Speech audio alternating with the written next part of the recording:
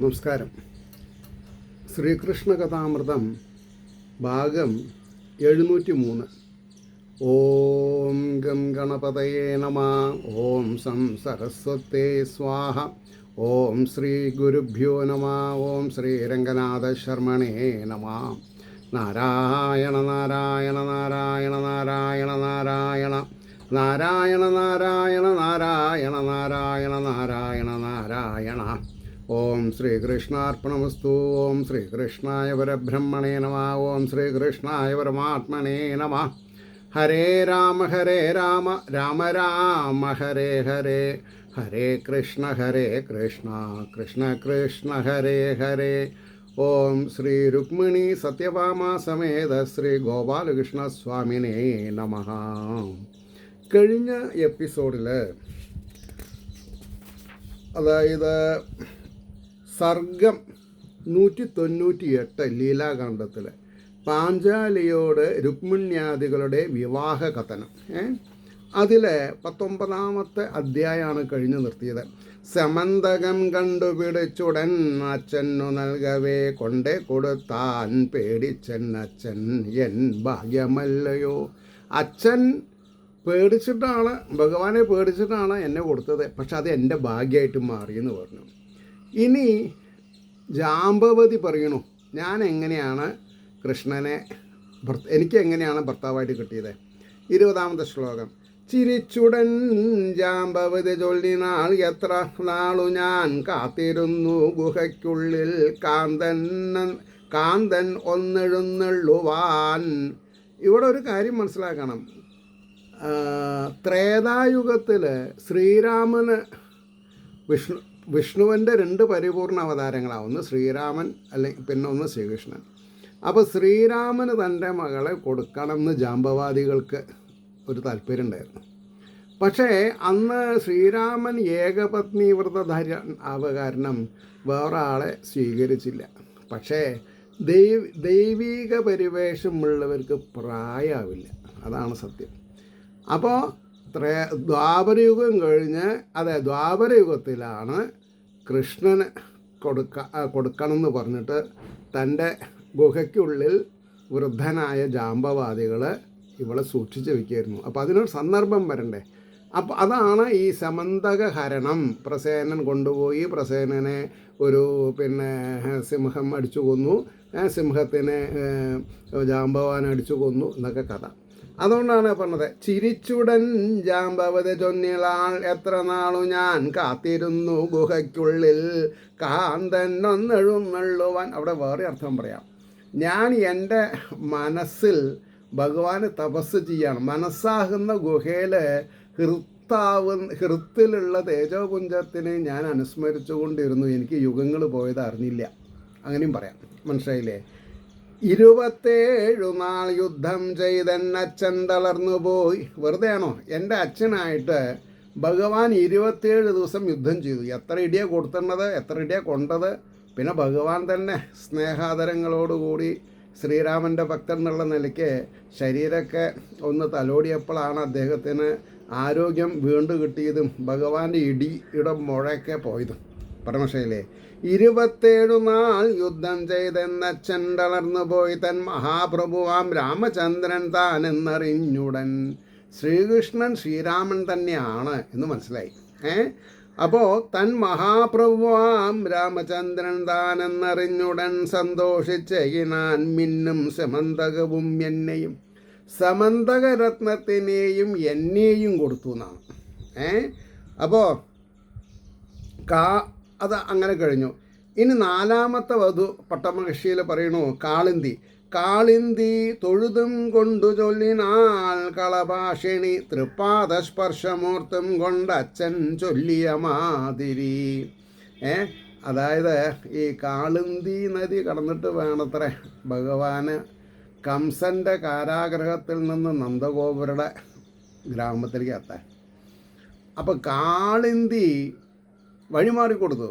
പക്ഷെ ഭഗവാനോടുള്ള താല്പര്യം കൊണ്ട് മെല്ലെ അപ്പോൾ കൊട്ടയിലാണല്ലോ കൊണ്ടുപോകണത്, കൊട്ടയിലിട്ടിട്ടാണ് കൊണ്ടുപോകുന്നത്. അപ്പോൾ ഭഗവാന്റെ കാല് പുറത്തിട്ടുണ്ട്. അത് പെട്ടെന്ന് തൊട്ടിട്ട് പെട്ടെന്ന് ഇറങ്ങി. ഒരു കവിഭാവനയാണ് കേട്ടോ, പ്രമോഷമുണ്ടാവും. അപ്പോൾ കാളിന്തി തൊഴുതും കൊണ്ടു ചൊല്ലിനാൽ കളഭാഷിണി തൃപ്പാദസ്പർശമൂർത്തും കൊണ്ടച്ഛൻ ചൊല്ലിയ മാതിരി തപസ്സു ചെയ്വത് അവിടുന്നറിയാഞ്ഞല്ല പാർത്ഥനെ അയച്ചു വിവരം ചോദിച്ചുടൻ തൻ തേറിലേറ്റിനാൾ. അപ്പോൾ എന്നെ പറ്റിയിട്ട് ഈ കാളിന്തി സൂര്യപുത്രിയാണെന്നാണ് പറഞ്ഞത്.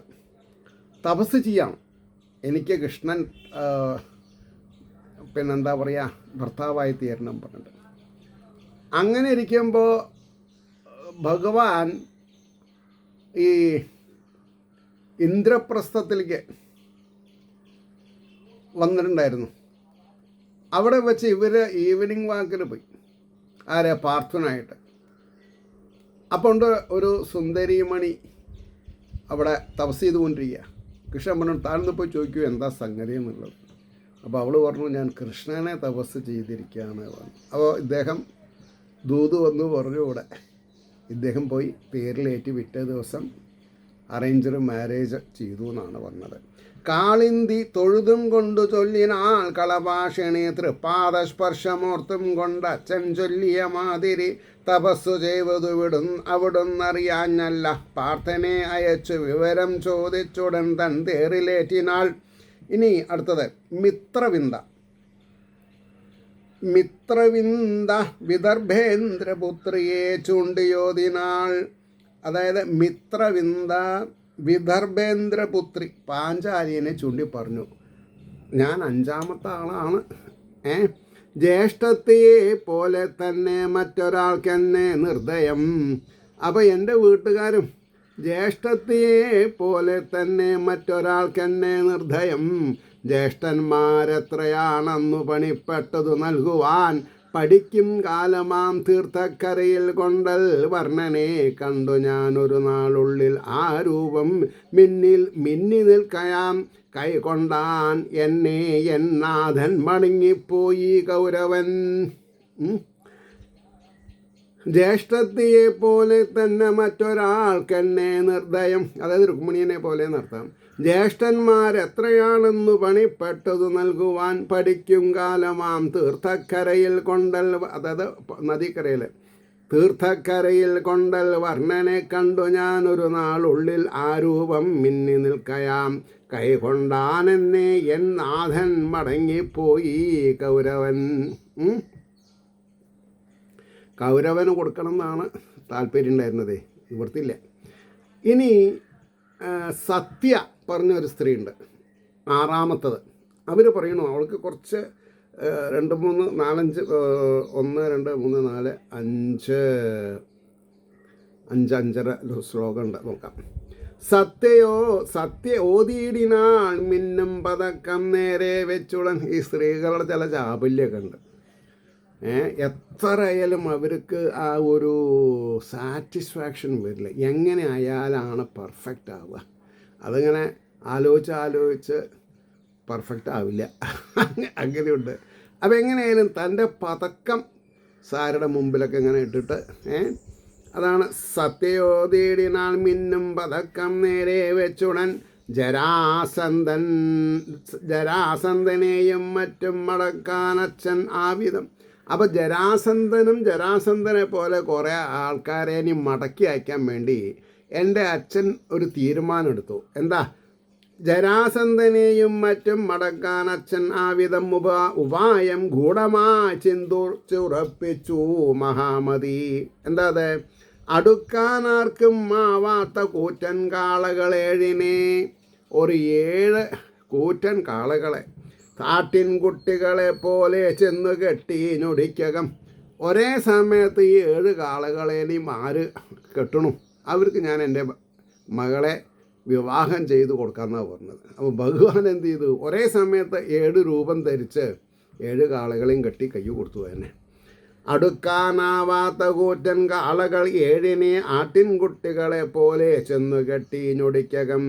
കായാമ്പൂവൊളു എന്തിടും കമനീയകളെ വരനുടൻ താനച്ഛൻ അത്യന്തം പ്രീതനായി എന്നെ നൽകിനാൻ. അപ്പോൾ ആ മഹത്തായിട്ടുള്ള കാര്യം ഭഗവാൻ ചെയ്തപ്പോൾ എന്ത് ചെയ്തു? സന്തോഷത്തോടു കൂടിയിട്ട് അച്ഛൻ എന്നെ ഭഗവാന് കൈ കൊടുത്തു. അതല്ല അത്ഭുതം അന്നെന്നെ യാചിച്ചാൻ അഖിലേശ്വരൻ.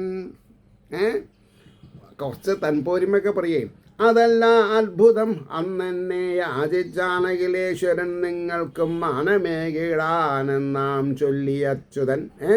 പിന്നീട് ചോദിച്ചളവിലാർക്കും മാനതനാം പ്രഭു പാർത്തൻ്റെ ബാണമേറ്റെന്നു പാഞ്ഞൊളിച്ചു പലേവരും.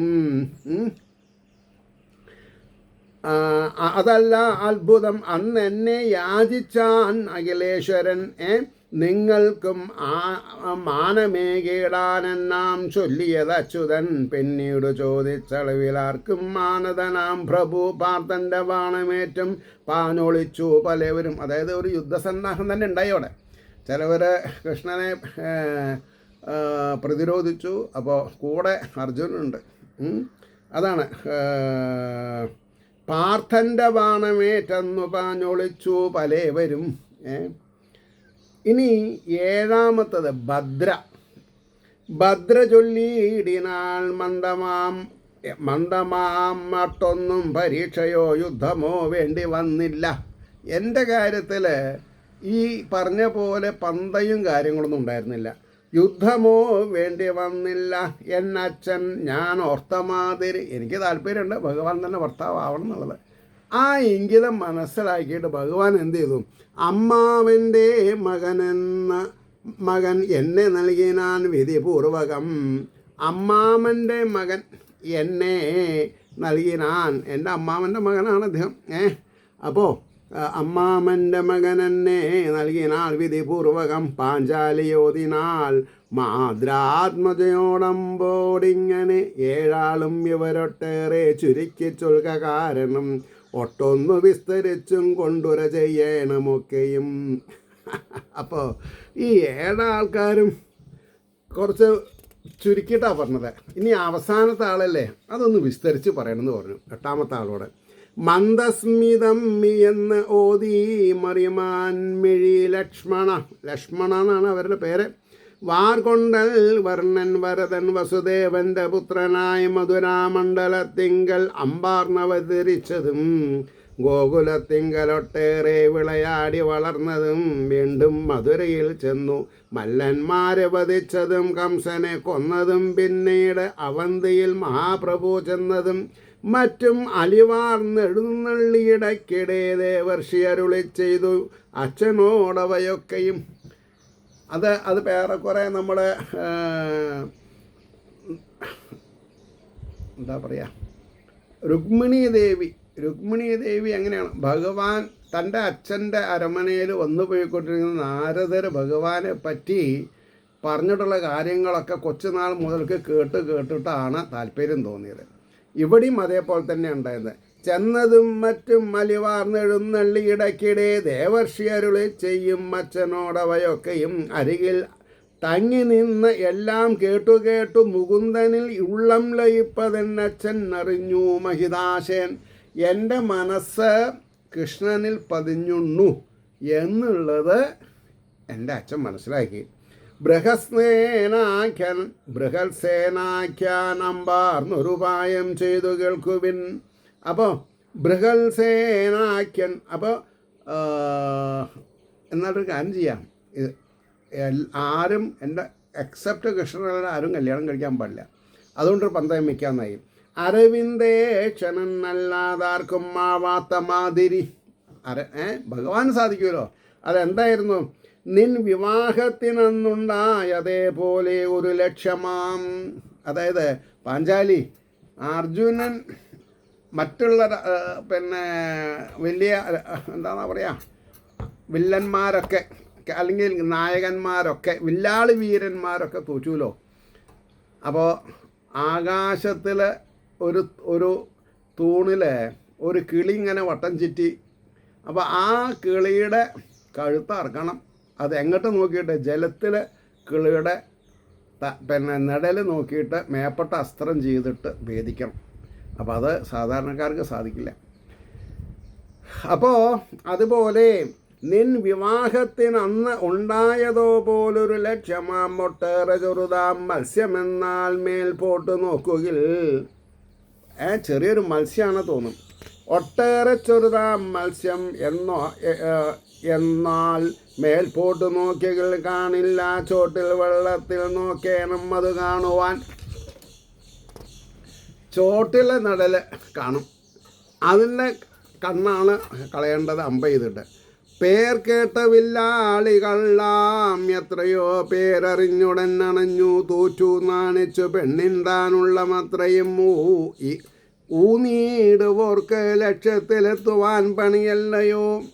അതായത് ഈ ഭഗവാൻ വെറുതെ ഗീതയിൽ പറഞ്ഞതല്ല നിഷ്കാമകർമ്മം ചെയ്യൂ നിഷ്കാമകർമ്മം ചെയ്യൂ. അപ്പം ഇവിടെ ഈ ലക്ഷ്മണയെ വിവാഹം ചെയ്യാനുള്ള ആർത്തി മുഴുത്ത് ഉന്നം നോക്കണതിൽ ഇവർക്ക് ശ്രദ്ധയുണ്ടായിരുന്നില്ല എന്നാണ്. അപ്പോൾ ഇവനെങ്ങനെയാണ് ഭഗവാൻ അത് ചെയ്തത് എന്ന് ചോദിച്ചാൽ ഭഗവാൻ വികാരത്തിന് അടിമപ്പെടാത്ത ആളാണ്. അതാണ് നമ്മൾ മനസ്സിലാക്കേണ്ടത്. ഭഗവാന് വികാരമില്ല, വികാര വിക്ഷോഭങ്ങളില്ല. അത് വന്നാൽ പോയി. അതാണ് മനുഷ്യന്മാർ ഏടാകൂടത്തിൽ വീഴാൻ കാരണം. എന്താ? മായ. അപ്പോൾ ഭീമനും കർണനും ദുര്യോധനനും മഗധേന്ദ്രനും കീഴ്പോട്ട് നോക്കി മേൽപോട്ട് ലക്ഷ്യത്തിങ്കൽ തൊടുക്കുവാൻ. ഭീമൻ, കർണൻ, ദുര്യോധനൻ, മഗധേന്ദ്രൻ എല്ലാവരും വന്നിട്ടുണ്ടായിരുന്നു. വയ്യാതെ വെറുതെ നിന്നാരെത്രയോ നേരമങ്ങനെ അർജുനൻ വന്നു വെള്ളത്തിൽ നോക്കി മേലോട്ടു സായകം തൊടുത്താൻ. അത് ലക്ഷ്യത്തിൽ നടുവിൽ തട്ടിയെങ്കിലും മുറിഞ്ഞില്ല. അംബുജാക്ഷൻ വന്നുടൻ വില്ലുകുലയ്ക്കലും. പകുതി തൻ്റെ ഭർത്താവായിരിക്കുന്ന അർജുനൻ ജയിച്ചു, പക്ഷെ മുഴുവനായില്ല. അപ്പോഴേക്കും ശ്രീകൃഷ്ണൻ വന്ന് നിഷ്പ്രയാസം ലക്ഷ്യം ഭേദിച്ചു, എന്നെ വിവാഹം ചെയ്തു. ഇതാണ് പറഞ്ഞത്.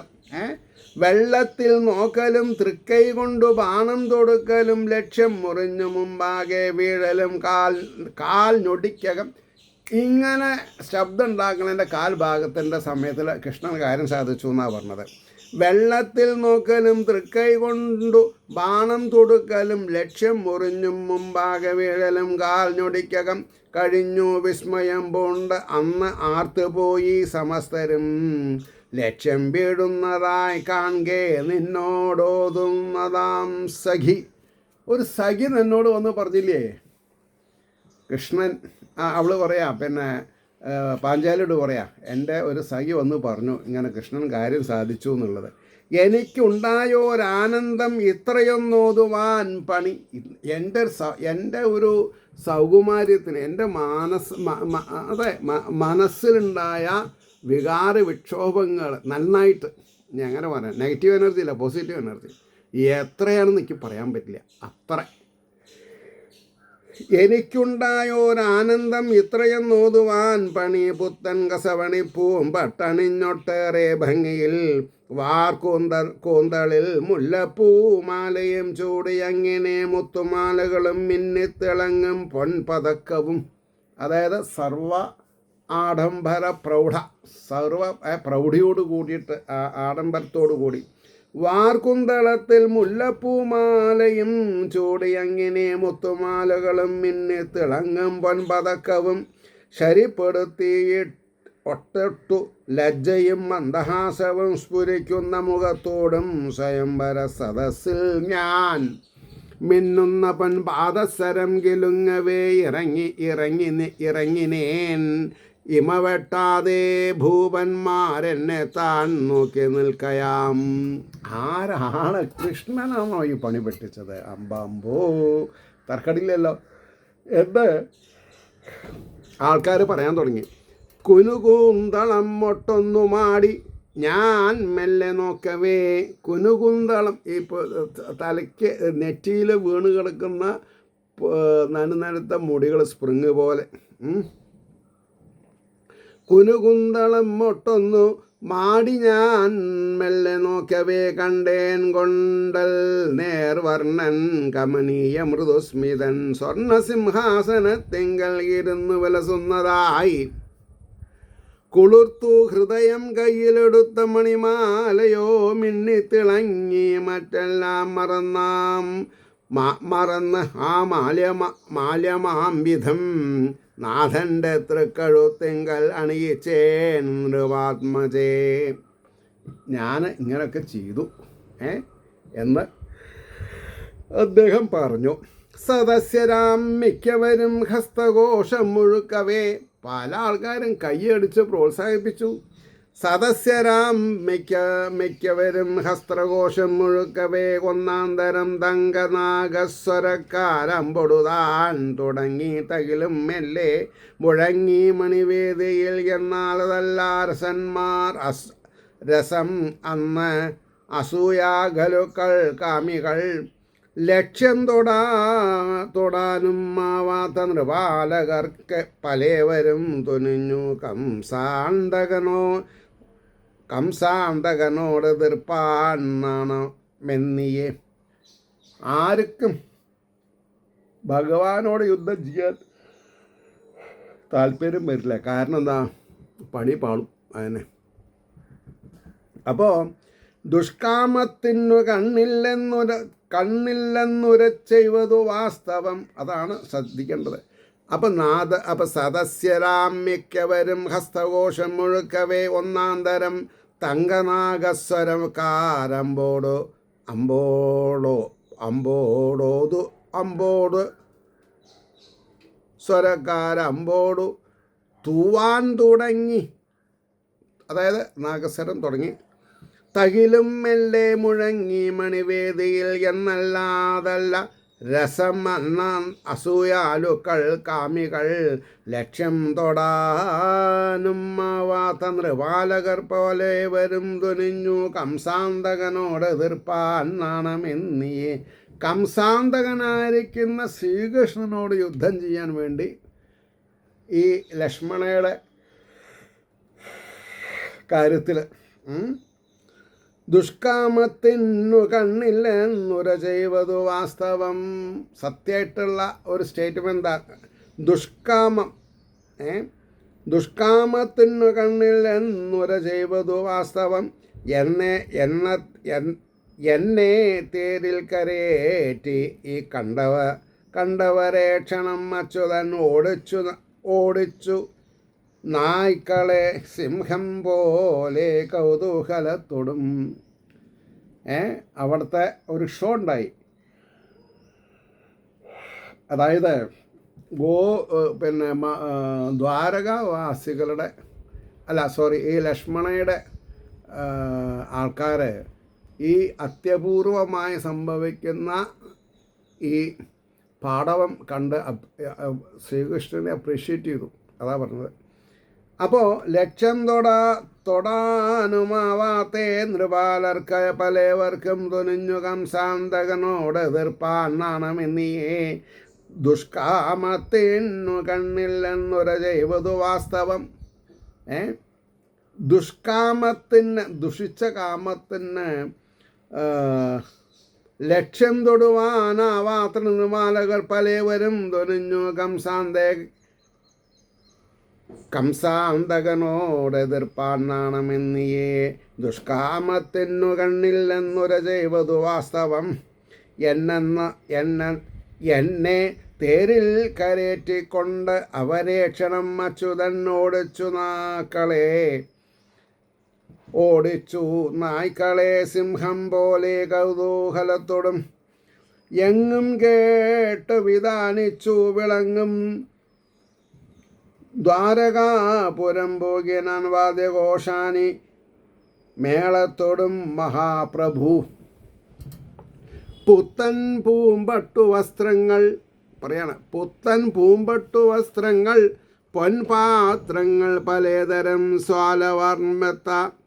സ്വാലൻ വാർമെത്ത കണ്ണാടി മൃദംഗം വീണ തമ്പുരു പൊന്നോടക്കുഴൽ മുമ്പായ പദ്ധതിയും പൂർവപൂർവകം